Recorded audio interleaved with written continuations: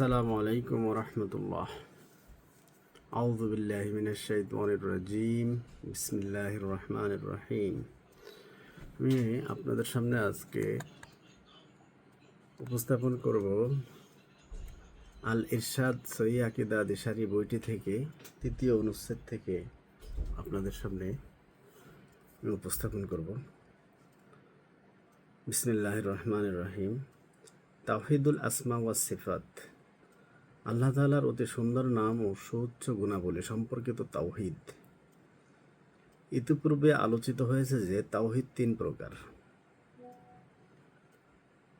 এক, তাওহীদুর রুবুবিয়াহ; দুই, তাওহীদুল উলুহিয়াহ এবং তাওহীদুল আসমা ওয়াস সিফাত। উপরোক্ত তিন প্রকার তাওহীদের মধ্য থেকে প্রথম দুই প্রকারের আলোচনা আমরা ইতিপূর্বে করেছি। তাওহীদুর রুবুবিয়াহ ও তাওহীদুল উলুহিয়াহ সম্পর্কে ইতিপূর্বে আলোচনা করা হয়েছে। এই দুই প্রকার তাওহীদের প্রত্যেক প্রকারেই বনি আদমের কোনো কোনো সম্প্রদায় অস্বীকার করেছেন। নাস্তিকরা তাওহীদুর রুবুবিয়াহকে অস্বীকার করেছে। মূলত তারা আল্লাহ তাআলার অস্তিত্বকে অস্বীকার করেছে। যেমন বস্তুবাদী ও ধর্মত্যাগীরা স্রষ্টার অস্তিত্বকে সম্পূর্ণরূপে অস্বীকার করেছে। আমাদের বর্তমান সময়ে সাম্যবাদীরাও তাদের অন্তর্ভুক্ত, যদিও তারা কেবল বাহ্যিকভাবেই অহংকারবশত অস্বীকার করেছে। অন্যথায় তারা গোপনে এবং মনের গহীনে স্রষ্টার অস্তিত্বকে স্বীকার করে থাকে, কেননা স্রষ্টা ব্যতীত সৃষ্টির অস্তিত্ব বিদ্যমান থাকা অকল্পনীয়। তাওহীদের দ্বিতীয় প্রকার হলো তাওহীদুল উলুহিয়াহ। অধিকাংশ সৃষ্টি এটিকে অস্বীকার করেছে। এ প্রকার তাওহীদের দাওয়াত দেওয়ার জন্য আল্লাহ তাআলা নবী রাসূলদেরকে পাঠিয়েছেন। প্রাচীন ও বর্তমানকালের মুশরিকরা এই প্রকার তাওহীদকে অস্বীকার করেছে। গাছ, পাথর, মূর্তি, কবর, সমাধি এবং সুফি শাইখদের ইবাদতের মাধ্যমে তাদের তাওহীদুল উলুহিয়াহ অস্বীকারের বিষয়টি সুস্পষ্ট হয়েছে। এক শ্রেণীর নামধারী মিথ্যুক মুসলিম বিশ্বাস করে যে সুফিদের শাইখরা আল্লাহর পরিবর্তে মানুষের উপকার করার ক্ষমতা রাখে। তৃতীয় প্রকার তাওহীদ হচ্ছে তাওহীদুল আসমা ওয়াস সিফাত। আল্লাহ তাআলা তার নিজের সত্তার জন্য অথবা রাসূল সাল্লাল্লাহু আলাইহি সাল্লাম তার রবের জন্য পূর্ণতার যেসব গুণাবলী সাব্যস্ত করেছেন তা সাব্যস্ত করা, এবং আল্লাহ তাআলা তার নিজের সত্তা থেকে অথবা তার রাসূল তার থেকে অপূর্ণতার যেসব দোষ ত্রুটি নাকচ করেছেন তা নাকচ করাকে তাওহীদুল আসমা ওয়াস সিফাত বলা হয়। পূর্ণতার সিফাতগুলো সাব্যস্ত এবং অপূর্ণতার সিফাতগুলো নাকচ করার ক্ষেত্রে তাদের মূলনীতি হলো, যেমন আল্লাহ তাআলা বলেন, তার সদৃশ্য কোনো কিছুই নেই, তিনি সর্বশ্রোতা সর্বদ্রষ্টা। সূরা আশ-শূরা 11 নম্বর আয়াত। জাহমিয়া সম্প্রদায় এবং তাদের অনুসরণকারীরা মুতাজিলা ও আশায়েরেগণ এ প্রকার তাওহীদ অস্বীকার করেছে।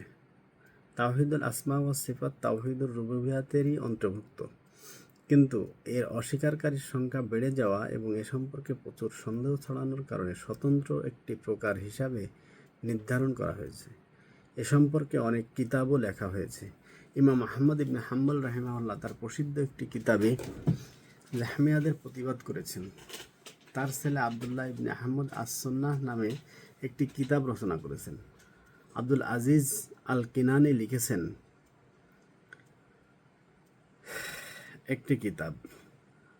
আবু আবদুল্লাহ আল মিরওয়াজি লিখেছেন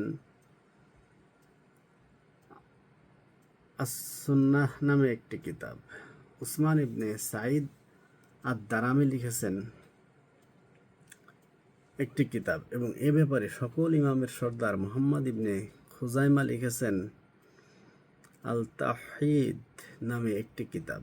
উপরোক্ত ইমামগণ ছাড়াও শাইখুল ইসলাম ইমাম ইবনে তাইমিয়া এবং তার সুযোগ্য ছাত্র ইমাম ইবনুল কাইয়িম রাহিমাহুল্লাহ জাহমিয়াদের প্রতিবাদে কিতাব রচনা করেছেন। এসব ইমাম এবং তাদের পরবর্তীতে আগমনকারী ইমামগণ পূর্ববর্তী ইমামগণের পথ অবলম্বন করেছেন। সত্য সুস্পষ্টভাবে বর্ণিত হওয়া এবং বাতিল পরাভূত হওয়ার জন্য আল্লাহর প্রশংসা করছি। কতিপয় আরব মুশরিকদের থেকে সর্বপ্রথম আল্লাহর সিফাত অস্বীকার করার বিষয়টি জানা যায়। তাদের ব্যাপারে আল্লাহ তাআলা এই আয়াতটি নাজিল করেন। আল্লাহ তাআলা বলেন, এভাবে আমি তোমাকে পাঠিয়েছি এমন এক জাতির প্রতি যার পূর্বে বহু জাতিগত হয়েছে, যাতে আমি তোমার প্রতি যা প্রত্যাদেশ করেছি তাদের নিকটটা পাঠ করতে পারো। তারা রহমানকে তথা পরম দয়াময়কে অস্বীকার করে, বলো তিনিই আমার প্রতিপালক, তিনি ব্যতীত অন্য কোনো সত্য উপাস্য নেই, আমি তার উপরই ভরসা করেছি এবং তার দিকে আমার প্রত্যাবর্তন। সূরা রাদ 30 নম্বর আয়াত। এই আয়াতটি নাজিল হওয়ার কারণ হলো কুরাইশরা যখন রাসূল সাল্লাল্লাহু আলাইহি সাল্লামকে আল্লাহ তাআলার আর রহমান নাম উচ্চারণ করতে শুনল, তখন তারা সেটাকে অস্বীকার করল। তাদের জবাবে আল্লাহ তাআলা এই আয়াত নাজিল করেছেন এবং তারা রহমানকে অস্বীকার করে। সূরা আর-রাদ 30 নম্বর আয়াত। ইমাম ইবনে জারির উল্লেখ করেছেন যে এটি ছিল হুদায়বিয়ার ঘটনা। হুদায়বিয়ার সন্ধির লেখক যখন বিসমিল্লাহির রহমানির রহিম লিখলেন, তখন কুরাইশরা বলল, আমরা রহমানকে চিনি না। ইমাম ইবনে জারির আবদুল্লাহ ইবনে আব্বাস রাদিয়াল্লাহু তাআলা আনহু থেকে আরও বর্ণনা করেছেন যে নবী করিম সাল্লাল্লাহু আলাইহি সাল্লাম সিজদায় ইয়া রহমান ইয়া রাহিম বলে দোয়া করতেন। মুশরিকরা এতে বলতে লাগলো, মোহাম্মদ বলে যে সে মাত্র এক মাবুদকে ডাকে, অথচ দেখছি সে দুই মাবুদকেই ডাকে। তখন আল্লাহ তাআলা বললেন, বলো তোমরা আল্লাহকে আল্লাহ নামে আহ্বান করো কিংবা রহমান নামে আহ্বান করো, তোমরা যে নামেই আহ্বান করো না কেন তার রয়েছে অনেক অতি সুন্দর নাম। সূরা বানী ইসরাইল 110 নম্বর আয়াত। আল্লাহ তাআলা সূরা ফুরকানে বলেন, তোমরা যখন রহমান বা পরম দয়াময়ের নামে সেজদাবনত হও, তখন ওরা বলে, রহমান আবার কে? সুতরাং আল্লাহ তাআলার অতি সুন্দর নাম ও সুমহান গুণাবলী অস্বীকার করার ক্ষেত্রে মুশরিকরাই জাহমিয়া এবং আশায়ারাদের উস্তাদ, নিকৃষ্ট ছাত্রদের নিকৃষ্ট উস্তাদ। আল্লাহ তাআলা বলেন, তবে কি তোমরা আমার পরিবর্তে তাকে ও তার বংশধরকে অভিভাবক রূপে গ্রহণ করবে, অথচ তারা তোমাদের শত্রু? বড়ই খারাপ বিনিময়ে জালেমরা গ্রহণ করছে। সূরা কাহাফ 50 নম্বর আয়াত। আর নবী রাসূলগণ এবং তাদের অনুসারীগণ, বিশেষ করে মুহাম্মদ সাল্লাল্লাহু আলাইহি সাল্লাম ও তার সম্মানিত সাহাবীগণ উত্তমভাবে তাদের অনুসারীগণ আল্লাহ তাআলাকে ওইসব গুণে গুণান্বিত করেছেন যা দিয়ে স্বয়ং আল্লাহ তাআলা নিজেকে গুণান্বিত করেছেন, এবং তার থেকে ওইসব দোষ ত্রুটি নাকচ করেছেন যা স্বয়ং আল্লাহ তাআলা নিজের সত্তা থেকে নাকচ করেছেন। সেই সঙ্গে যারা এই মানহাজের বিরোধিতা করে তারা তাদেরও প্রতিবাদ করেছেন। আব্দুর রাজ্জাক মামার তাউস থেকে, তাউস তার পিতা থেকে, তার পিতা আবদুল্লাহ ইবনে আব্বাস রাদিয়াল্লাহু তাআলা আনহু থেকে বর্ণনা করেন যে তিনি দেখলেন একজন লোক আল্লাহর সিফাত সংক্রান্ত একটি হাদিস শুনে কেঁপে উঠছে। সে এটিকে অপছন্দ করেই কেঁপে উঠছিল। আবদুল্লাহ ইবনে আব্বাস রাদিয়াল্লাহু তাআলা আনহু তখন বলেন, এরা আল্লাহ তাআলাকে কেমন ভয় করে?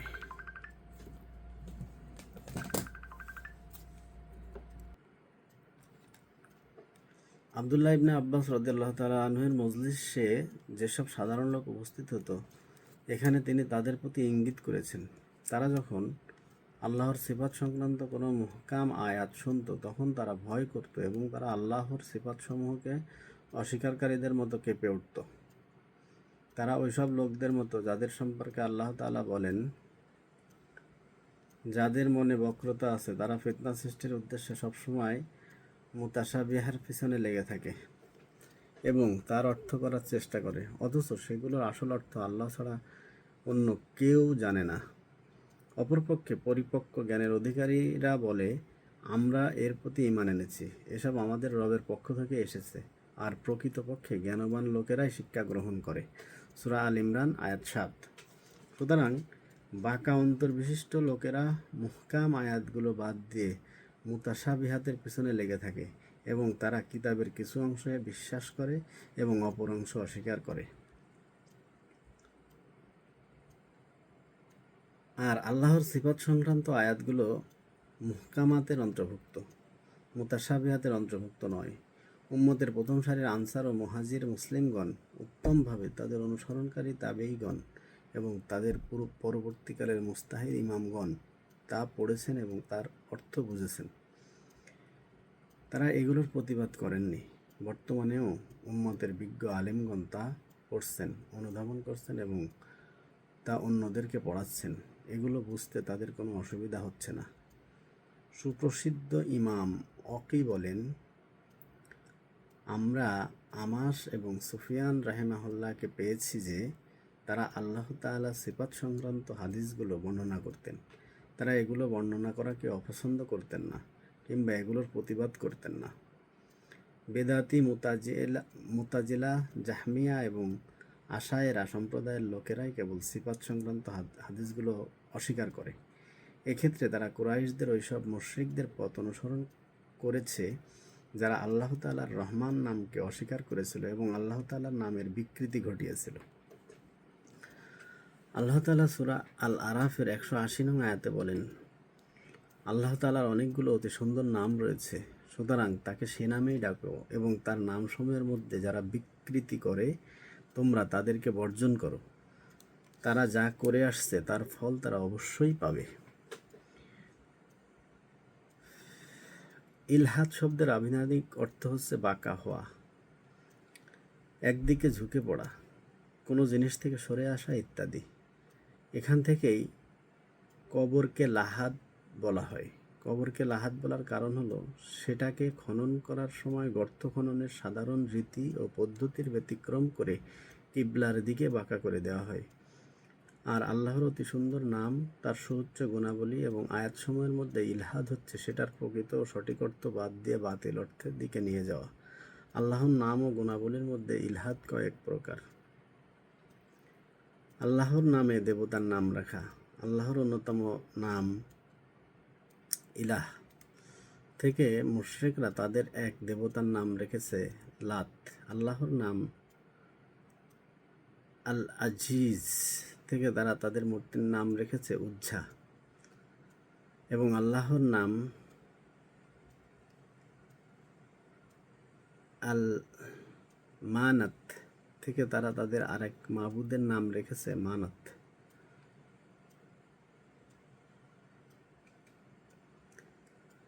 আল্লাহর নাম রাখা যা তার মর্যাদা ও বড়ত্বের সানে শোভনীয় নয়। যেমন খ্রিস্টানরা আল্লাহকে ফাদার বা পিতা বলে, দার্শনিকরা আল্লাহকে আসল সংগঠক কিংবা সক্রিয় কারণ বলে থাকে। আল্লাহকে এমন ত্রুটিযুক্ত বিশেষণে বিশেষিত করা যা থেকে তিনি নিজেকে পবিত্র রেখেছেন।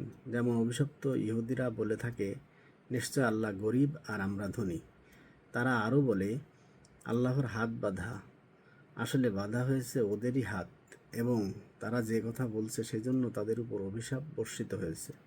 আল্লাহর দুই হাত সদা প্রসারিত, যেভাবে চান তিনি খরচ করেন। সূরা আল মাইদা 64।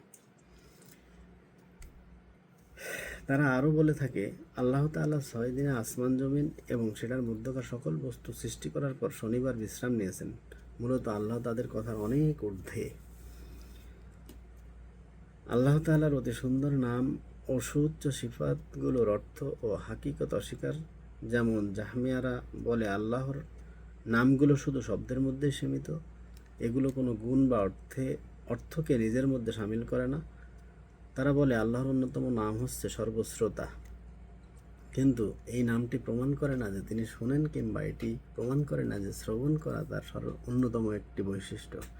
আল্লাহর অন্যতম নাম হচ্ছে আল বাসির, সর্বদ্রষ্টা, কিন্তু এই নামটি প্রমাণ করে না যে তিনি দেখেন কিংবা দেখা তার গুণ। এবং আল্লাহ তাআলার আরেকটি নাম হচ্ছে আল হাইয়্য, চিরঞ্জীব, কিন্তু এটা প্রমাণ করে না যে তার হায়াত বা জীবন আছে। আল্লাহর অন্যান্য নাম ও সিফাতের ক্ষেত্রেও তারা একই রকম কথা বলে থাকে। আল্লাহর সিফাতসমূহকে মাখলুকের সিফাতের সাথে তুলনা করা। যেমন মুসাব্বেহা, আল্লাহর সিফাতকে সৃষ্টির সিফাতের সাথে তুলনাকারী সম্প্রদায়ের লোকেরা করে থাকে। তারা বলে থাকে আল্লাহর হাত আমার দুই হাতের মতোই। অন্যান্য সিফাতের বেলাতেও তারা একই রকম কথা বলে। আল্লাহ তাদের এই ধরনের কথার অনেক ঊর্ধ্বে। যারা আল্লাহর অতি সুন্দর নাম ও আয়াতের মধ্যে ইলহাদ করে তাদেরকে তিনি কঠোর আযাবের ধমক দিয়েছেন। আল্লাহ তাআলা সূরা আল আরাফের 180 নং আয়াতে বলেন, আল্লাহ তাআলার অনেকগুলো সুন্দরতম নাম রয়েছে, সুতরাং তাকে সেই নামেই ডাকো এবং তার নামসমূহের মধ্যে যারা বিকৃতি করে তোমরা তাদেরকে বর্জন করো। তারা যা করে আসছে তার ফল অবশ্যই তারা পাবে। আল্লাহ তাআলা সূরা ফুসসিলাতে 40 নং আয়াতে আরও বলেন, আল্লাহ তাআলা এখানে নিজের জন্য অতি সুন্দর নাম সাব্যস্ত করেছেন এবং সেটার মাধ্যমে তাকে ডাকার আদেশ দিয়েছেন। এদের ধারণা মোতাবেক আল্লাহ তাআলা যদি নামই না থাকে এবং নামগুলোর অর্থ বোধগম্য না হয় তাহলে তাকে কিভাবে ডাকা হবে? আল্লাহ তাআলার নামের মধ্যে যারা বিকৃতি করে এবং তার নামগুলোকে নাকচ করে অথবা সেটার সঠিক অর্থ বাদ দিয়ে এভাবে ব্যাখ্যা করে যে শাস্তি ও আযাবের মাধ্যমে তিনি তাদের আমলের বদলা দিবেন। আল্লাহ তাআলার বাণী। এবং তারা রহমানকে অস্বীকার করে, সূরা রাদের 30 নম্বর আয়াত। এর মধ্যে আল্লাহ তাআলা মক্কার কুরাইশদেরকে কাফের বলে আখ্যায়িত করেছেন, কারণ তারা আল্লাহ তাআলার রহমান নামকে অস্বীকার করেছিল। এজন্যই আহলে সুন্নাত ওয়াল জামাতের অনেক আলেম জাহমিয়াদেরকে কাফের বলেছেন। ইমাম ইবনুল কাইয়িম রাহিমাহুল্লাহ বলেন, বিভিন্ন দেশের 500 আলেম জাহমিয়াদেরকে কাফের বলেছেন এবং তাদের কাফের হওয়ার বিষয়টি সুস্পষ্ট করে উল্লেখ করেছেন। ইমাম লালকাই আলেমদের থেকে তাদের কাফের হওয়ার ফতোয়া উল্লেখ করেছেন এবং তার পূর্বে ইমাম তাবারানিও উল্লেখ করেছেন। যারা আমার আয়াতসমূহের বিকৃতি উল্টা অর্থ করে তারা আমার অগোচর নয়। যাকে আগুনে নিক্ষেপ করা হবে সে উত্তম, না যে কিয়ামতের দিন নিরাপদ অবস্থায় হাজির হবে সে উত্তম। তোমরা যা চাও করতে থাকো, আল্লাহ তোমাদের সব কাজ দেখছেন। ইমাম ইবনুল কাইয়িম রাহিমাহুল্লাহ তার আকীদা বিষয়ক কাসিদা নুনিয়ার মধ্যে এ সম্পর্কে আলোচনা করেছেন। এক অধ্যায়ে তিনি বলেছেন যে জাহমিয়ারা মুশরিকদের চেয়েও নিকৃষ্ট। নুনিয়ার অন্য একটি অনুচ্ছেদে তিনি উল্লেখ করেছেন যে তাদের বিদআতগুলো কুফরি পর্যন্ত পৌঁছে গেছে। নিঃসন্দেহে তাদের আকীদা ও আমলগুলো প্রমাণ করে যে তারা মুসলিমদের আলেমদের সম্পূর্ণ বিরোধিতা করেছে। তাদের নিকৃষ্ট আকীদার মধ্যে রয়েছে যে আল্লাহ তাআলা কথা বলেন না। আমাদের প্রশ্ন হলো, আল্লাহ তাআলা যদি কথা না বলেন তাহলে কোরআন কার কালাম? জবাবে তারা বলেছে যে কোরআন হলো অন্যান্য সৃষ্টির মতো একটি সৃষ্টি, যেমন মানুষ এক প্রকার সৃষ্টি। সুতরাং তারা আল্লাহ তাআলার কথা বলা বিশেষণ নাকচ করার মাধ্যমে আল্লাহ তাআলা সমস্ত প্রত্যাদেশকে মাখলুক বলেছে। প্রকৃত কথা হলো, কোরআন হাদিসের বহু দলিল এবং আহলে সুন্নাত ওয়াল জামাতের আলেমদের ঐক্যমতে কোরআন মাখলুক নয়, বরং তা আল্লাহর কালাম।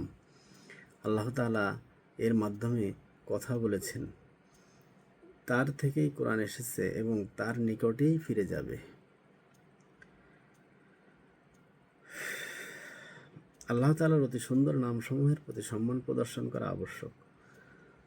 আল্লাহ তাআলা সূরা আল আরাফের 180 নং আয়াতে বলেন, আল্লাহ তাআলার অনেক সুন্দর নাম রয়েছে, সুতরাং তাকে সে নামেই ডাকো এবং তার নামসমূহের মধ্যে যারা বিকৃতি করে তোমরা তাদেরকে বর্জন করো। তারা যা করে আসছে তার ফল অবশ্যই পাবে। আল্লাহ তাআলা আরও বলেন, তিনি আল্লাহ, তিনি ছাড়া আর কোনো সত্য ইলাহ নেই, তার জন্য রয়েছে সর্বোত্তম নামসমূহ। সূরা তোহা আয়াত 8। আল্লাহ তাআলা আয়াতদ্বয়ে সংবাদ দিয়েছেন যে তার অনেক নাম রয়েছে, নামগুলো অতি সুন্দর, অর্থাৎ তার নামগুলো সৌন্দর্যের সর্বোচ্চ স্তরে উন্নীত হয়েছে। তার নামগুলো চেয়ে অধিক সুন্দর আর কোনো নাম নেই। এই নামগুলোই প্রমাণ করে যে তার গুণাবলী পরিপূর্ণ এবং তার বিশেষণগুলো মহান। সুতরাং তার নামগুলো সবচেয়ে সুন্দর এবং সবচেয়ে পরিপূর্ণ। এখানে বিশেষভাবে স্মরণ রাখা আবশ্যক যে আল্লাহ তাআলার নামগুলো তাওকিফি, অর্থাৎ কোরআন ও হাদিসের দলিলের নির্ভর করেই সেগুলো সাব্যস্ত করতে হবে। কিয়াস ও ইস্তেহাদ করে আল্লাহ তাআলার জন্য কোনো নাম নির্বাচন করা যাবে না। সুতরাং আমাদের জন্য বৈধ নয় যে তিনি নিজের সত্তাকে যেসব নামে নামকরণ করেছেন অথবা তার রাসূল তাকে যেসব নামে নামকরণ করেছেন তা বাদ দিয়ে অন্য নামে নামকরণ করব। আল্লাহ তাআলা বলেন, তোমরা তাকে সেটার মাধ্যমে ডাকো, অর্থাৎ তার কাছে সেটার মাধ্যমে প্রার্থনা করো এবং তার উসিলা দাও। যেমন আপনি এভাবে বলবেন, হে আল্লাহ, তুমি আমাকে ক্ষমা করো এবং আমার উপর রহম করো, নিশ্চয় তুমি ক্ষমাকারী ও দয়াশীল। আল্লাহ তাআলার রয়েছে অনেক অতি সুন্দর নাম, যা গণনা করে শেষ করা যাবে না। এগুলোর মধ্যে কিছু নাম রয়েছে যা কেবল আল্লাহ তাআলাই অবগত রয়েছেন, তা কোনো নৈকট্যশীল ফেরেশতা কিংবা কোনো প্রেরিত নাবিও অবগত নন। সহিহ হাদিসে এসেছে, নবী সাল্লাল্লাহু আলাইহি সাল্লাম তার দোয়ায় বলেছেন, হে আল্লাহ, আমি তোমার বান্দা, আমি তোমার এক বান্দা ও এক বান্দির পুত্র। আমার কপাল তোমার হাতে। আমার ব্যাপারে তোমার হুকুম কার্যকর হয়, আমার ব্যাপারে তোমার ফয়সালা ইনসাফপূর্ণ হয়। আমি তোমার সেই প্রত্যেক নামের ওসিলা দিয়ে তোমার কাছে প্রার্থনা করছি, যে নামে তুমি নিজেকে নামকরণ করেছ বা তোমার কিতাবে অবতীর্ণ করেছ, অথবা তোমার কোনো বান্দাকে শিক্ষা দিয়েছ, অথবা যে নামগুলোকে তুমি নিজের জ্ঞান ভাণ্ডারে সংরক্ষিত করে রেখেছ। আল্লামা ইমাম ইবনুল কাইয়িম রাহিমাহুল্লাহ বলেন, নবী করিম সাল্লাল্লাহু আলাইহি সাল্লাম আল্লাহ তাআলার অতি সুন্দর নামগুলোকে 3 ভাগে ভাগ করেছেন। এক শ্রেণীর নাম হলো যা দিয়ে তিনি নিজের নামকরণ করেছেন, অতঃপর তার ফেরেশতাগণ এবং অন্যান্য সৃষ্টিকে সেটা শিক্ষা দিয়েছেন। এই নামগুলো তিনি তার কোনো কিতাবে অবতীর্ণ করেননি। 2, আরেক শ্রেণীর নামগুলো তিনি তার কিতাবে নাজিল করেছেন এবং তার বান্দাদেরকে শিক্ষা দিয়েছেন। 3, আরেক শ্রেণীর নাম তিনি তার ইলমুল গায়েবের মধ্যে রেখে দিয়েছেন, তিনি তার কোনো সৃষ্টিকেই সেটা শিক্ষা দেননি।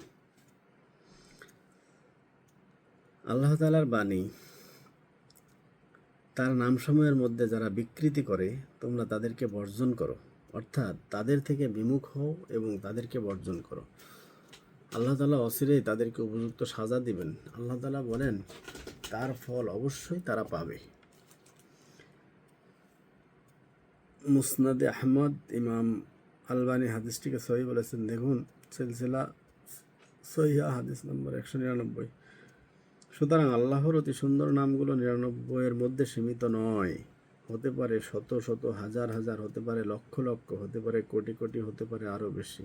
তবে যে হাদিস 99টি নামের উল্লেখ আছে তার অর্থ হলো আল্লাহ তাআলার এমন 99টি নাম আছে যা মুখস্থ করলে, তার অর্থ ভালোভাবে বুঝলে এবং নামগুলোর দাবি অনুযায়ী আমল করলে জান্নাতে যাওয়া যাবে।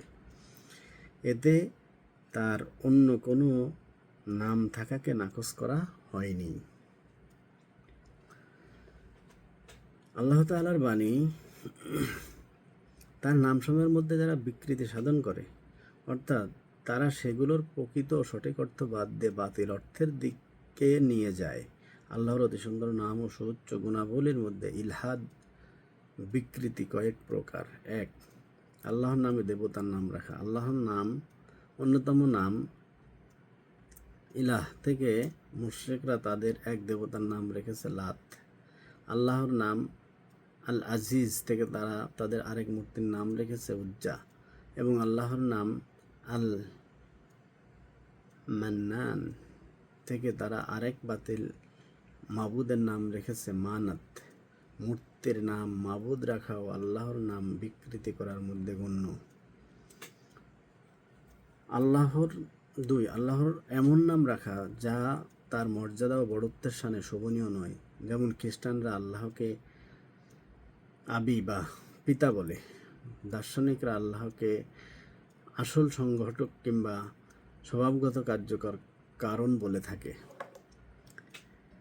3, আল্লাহ তাআলাকে এমন ত্রুটিযুক্ত বিশেষণে বিশেষিত করা যা থেকে তিনি নিজেকে পবিত্র রেখেছেন। যেমন অভিশপ্ত ইহুদিরা বলে থাকে, আল্লাহ তাআলা সব কিছুই সৃষ্টি করার পর শনিবারে বিশ্রাম নিয়েছেন। তারা আরও বলে, নিশ্চয় আল্লাহ গরিব আর আমরা ধনী।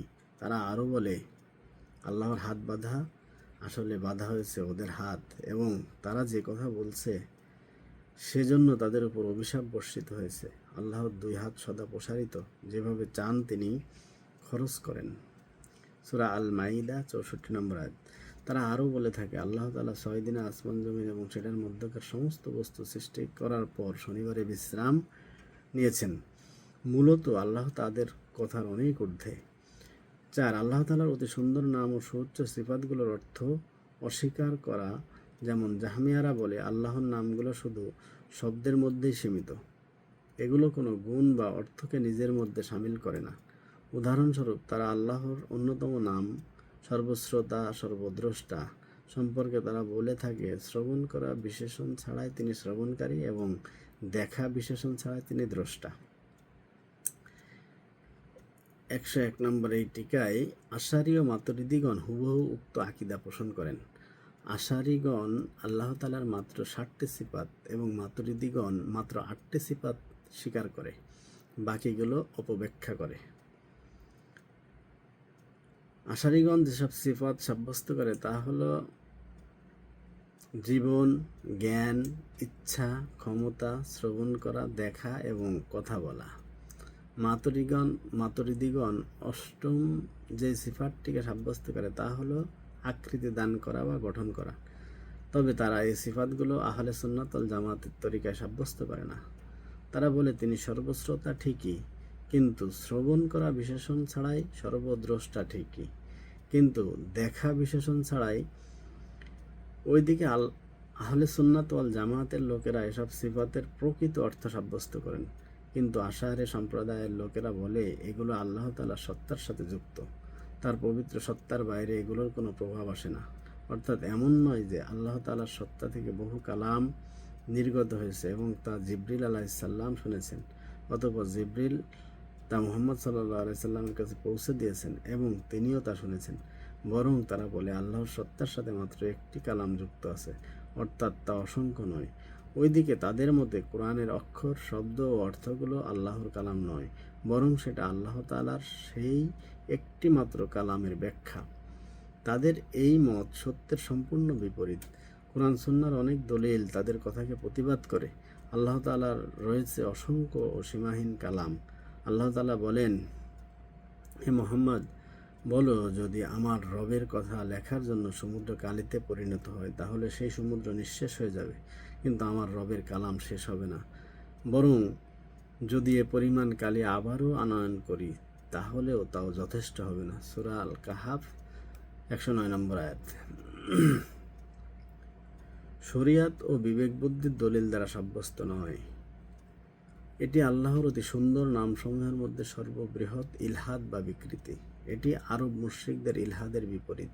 মুশরিকরা আল্লাহ তাআলার নামসমূহ, গুণাবলীসমূহ তাদের মাবুদসমূহকে প্রদান করেছে, আর এসব জাহমিয়া আল্লাহ তাআলাকে তার পূর্ণতার গুণাবলী থেকে খালি করে ফেলেছে এবং তার অতি সুন্দর নাম ও সুউচ্চ গুণাবলীকে বাতিল করে দিয়েছে।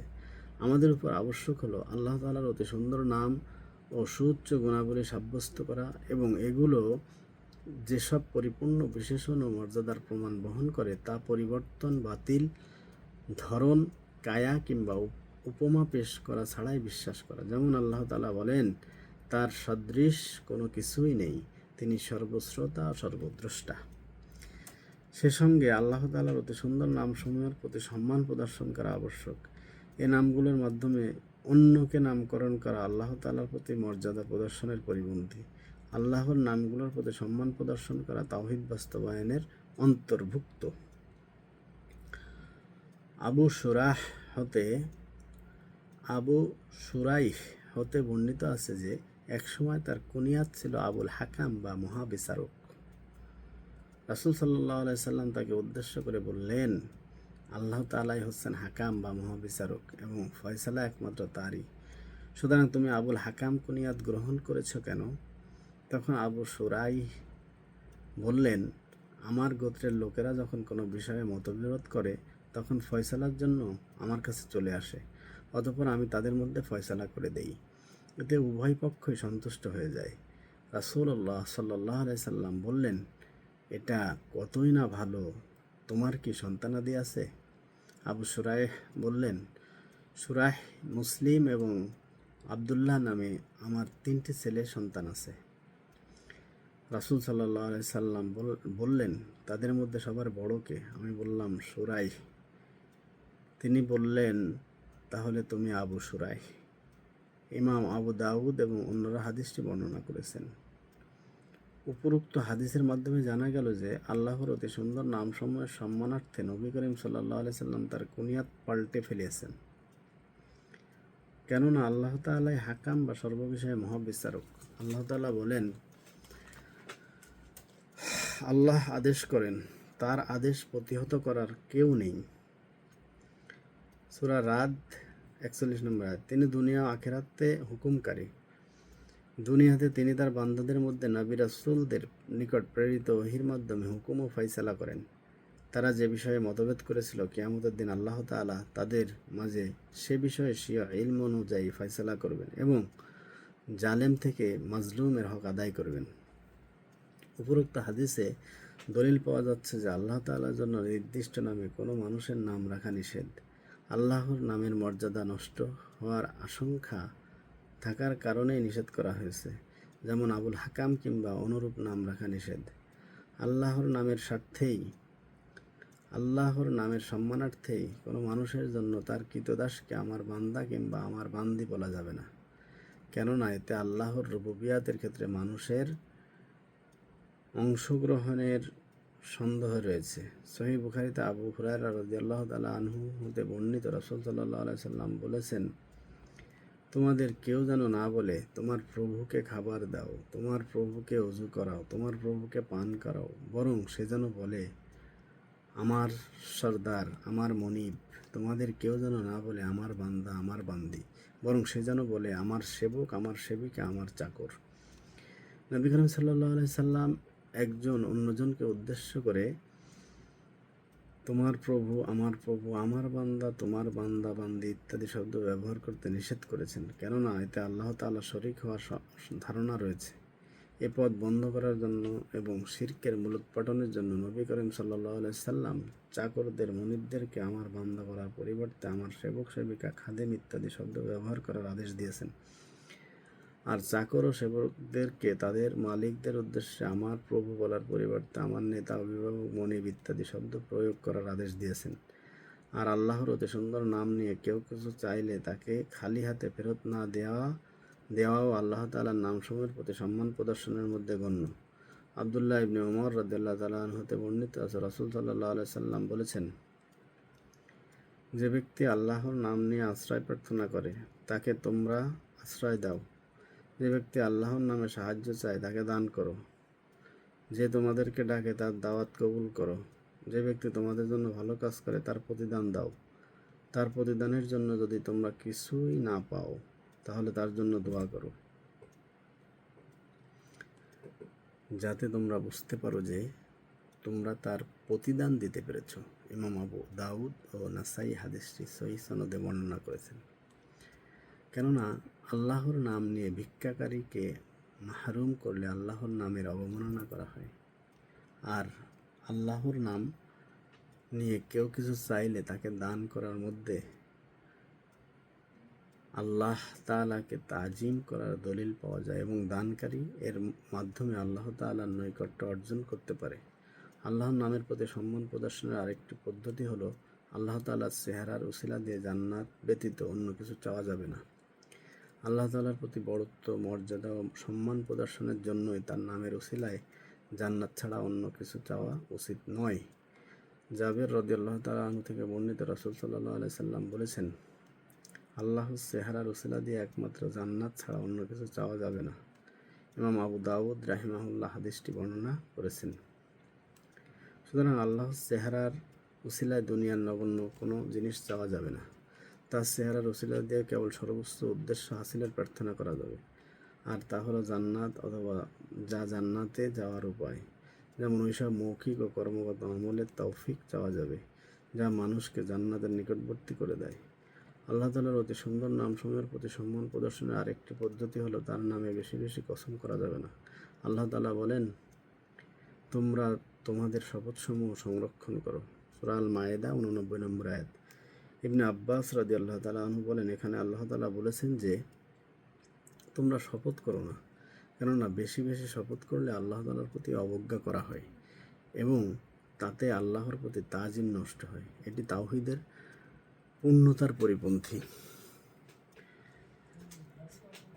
সালমান রাদিয়াল্লাহু তাআলা আনহু থেকে বর্ণিত, রাসূল সাল্লাল্লাহু আলাইহি সাল্লাম বলেছেন, 3 শ্রেণীর লোকদের সাথে আল্লাহ তাআলা কিয়ামতের দিন কথা বলবেন না। তাদেরকে গুনাহ হতে পবিত্র করবেন না, বরং তাদের জন্য রয়েছে কঠিন শাস্তি। তারা হলো বৃদ্ধ ব্যভিচারী, অহংকারী গরিব, আর যে ব্যক্তি আল্লাহকে ব্যবসার পণ্য বানিয়েছে, আল্লাহর নামে কসম করা ব্যতীত সে পণ্য ক্রয় করে না, কসম করা ব্যতীত পণ্য বিক্রিও করে না। ইমাম তাবারানী সহিহ সনদে হাদিসটি বর্ণনা করেছেন।